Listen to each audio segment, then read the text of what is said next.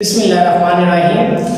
अस्सलाम वालेकुम। आज हम स्टार्ट करने लगे हैं टॉपिक नंबर 1.2 और चैप्टर नंबर 1 ही है। कल हमने टॉपिक नंबर 1.1 रीड आउट किया था, उसके बारे में थोड़ा एक दूसरे से डिस्कशन की थी।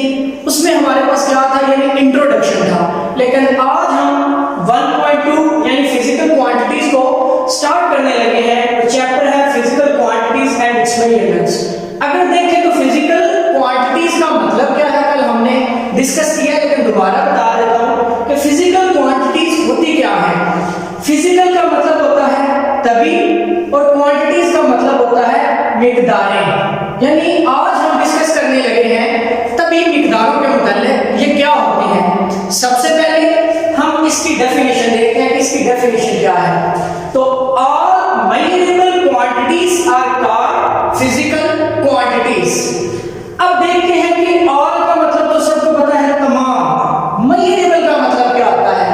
मेजरेबल का मतलब है कि जिन भी चीजों की आसानी के साथ पैमाइश की जा सके उसको मेजरेबल कहते हैं, यानी पैमाइश के काबिल।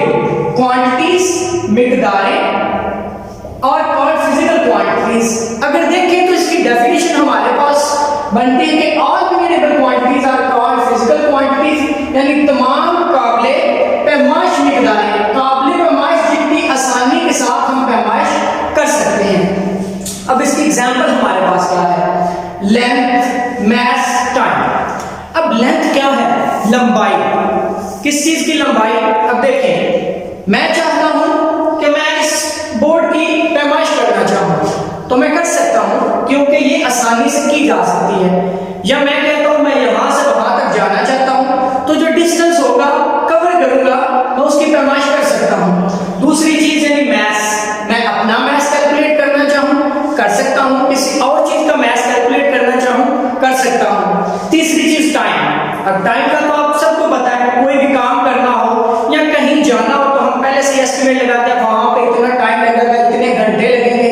यानी सम टाइम क्या होता है कि हम सारी चीजें सम अप करते हैं कि हम इन चीजों को आसानी से पैमाइश कर सकते हैं। लेकिन यहाँ पे दो चीजें हम डिस्कस करेंगे कि यहाँ पे इस फिजिकल क्वांटिटीज के साथ दो चीजें और क्या है। इसकी मिसाल देता हूं। अगर मैं एक लड़का है उसकी पैमाइश करना चाहता हूं, उसकी लेंथ मापना चाहता हूं तो मैं क्या करूंगा? उसकी पैमाइश करूंगा। लेकिन पैमाइश में हमारे पास दो चीजें आती हैं, याद रखिएगा।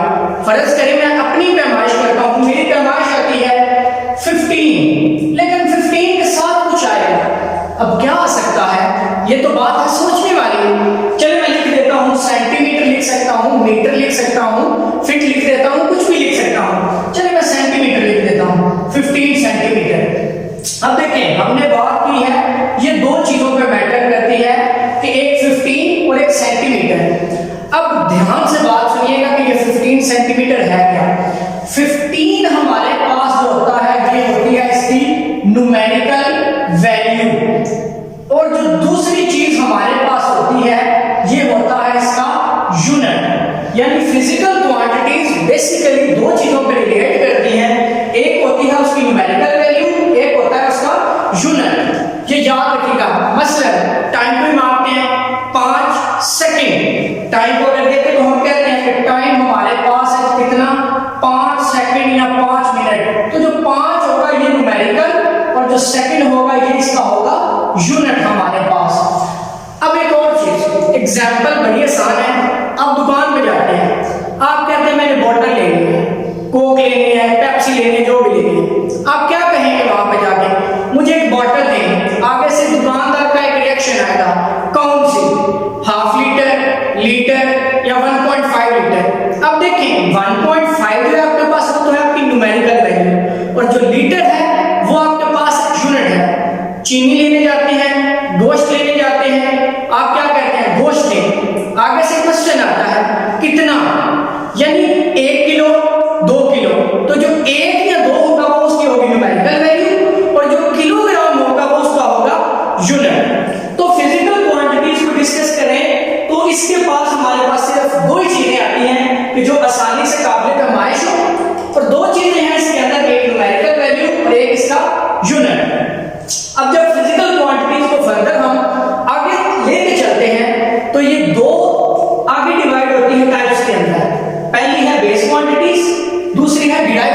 क्वांटिटीज। पहले बेस क्वांटिटीज को हम डिस्कस करते हैं कि बेस क्वांटिटीज क्या होती हैं।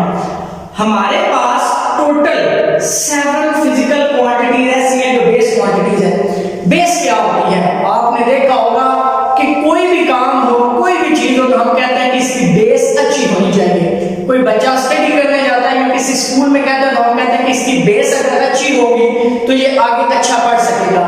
तो बेस का मतलब होता है हमारे पास बुनियाद, किसी भी चीज की बुनियाद। और ये हमारे पास 7 फिजिकल क्वांटिटीज यानी 7 ऐसी काबिल पैमाइश मिकदारी हैं जो खुद ब खुद है, ये किसी की बेस पे सहारा नहीं करती बल्कि ये खुद दूसरों की बेस बनती हैं। यानी इनकी बेस पे ये जो 7 क्वांटिटीज हैं, इनकी बेस पे हम आगे बहुत सी क्वांटिटीज को अहज कर सकते हैं। कितनी है? टोटल 7। पहली है हमारे पास लेंथ यानी लंबाई, मैस यानी किसी चीज का वेट जो होता है किलोग्राम में निकालना, वो टाइम सेकंड में, आवर्स में, मिनट्स में आप ले सकते हैं। इलेक्ट्रिक करंट एम्पेयर में, जो करंट हम यूज करते हैं घरों में इलेक्ट्रिसिटी के तौर पर। इंटेंसिटी ऑफ लाइट, ये आगे डिस्कस करेंगे डिटेल में, लेकिन मैं थोड़ा सा बता। इंटेंसिटी ऑफ लाइट का मतलब होता है रोशनी की शिद्दत, रोशनी की शिद्दत। टेम्परेचर,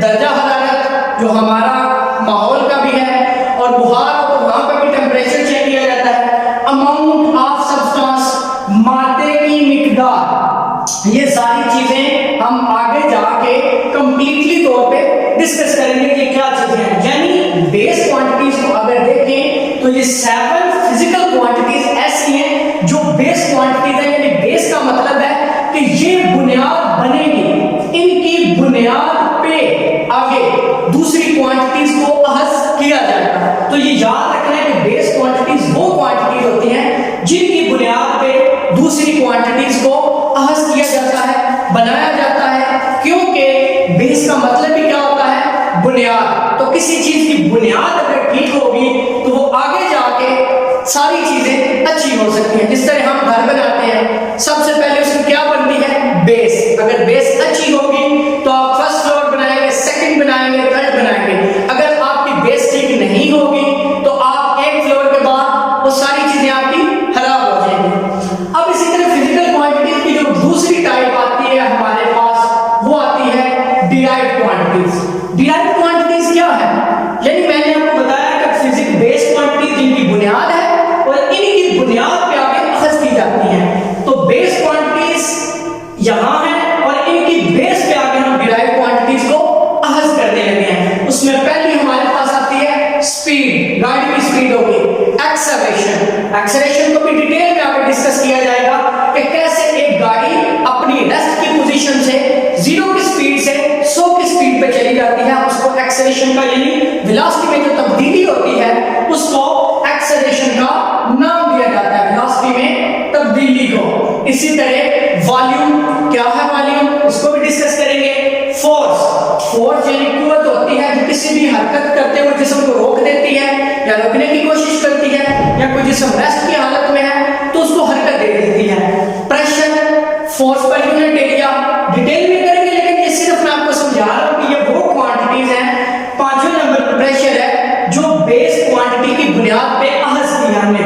डेंसिटी, मास बटा वॉल्यूम, यानी किसी चीज का मास ले लें, उसका वॉल्यूम ले लें, उसकी बुनियाद पे हम डेंसिटी अहज कर सकते हैं। इसी तरह चार्ज, चार्ज क्या होता है?